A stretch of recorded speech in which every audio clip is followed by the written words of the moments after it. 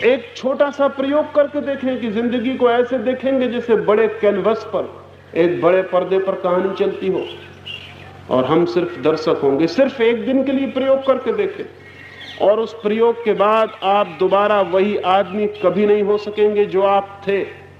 उस प्रयोग के बाद आप आदमी ही दूसरे हो जाएंगे। साक्षी होने का छोटा सा प्रयोग करके देखें आज घर जाके, और जब पत्नी गाली देने लगे या पति गर्दन दबाने लगे, तब इस तरह देखें कि जैसे कोई साक्षी देख रहा है।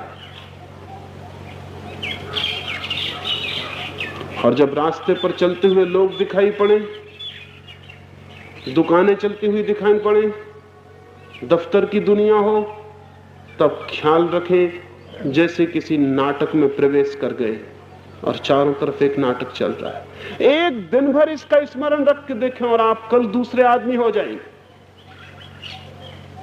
दिन तो बहुत बड़ा है, 1 घंटे भी कोई आदमी साक्षी होने का प्रयोग करके देखे, उसकी जिंदगी में एक मोड़ आ जाएगा, एक टर्निंग आ जाएगी।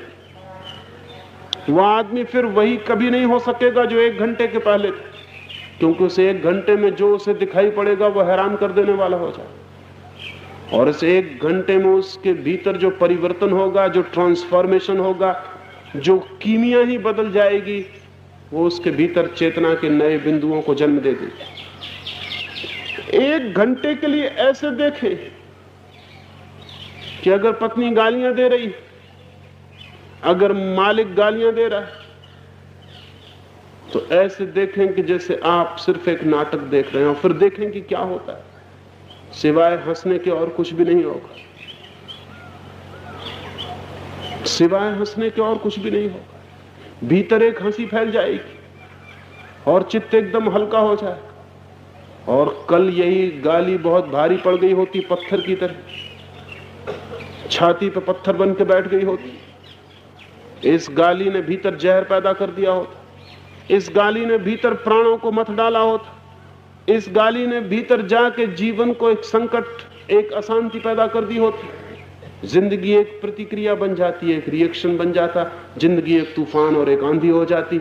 वही गाली आज आई थी, और इधर भीतर अगर साक्षी है तो गाली ऐसे ही बुझ जाएगी जैसे अंगारा पानी में पड़ के बुझ जाए और राख हो जाए, और आप देखते रह जाएंगे।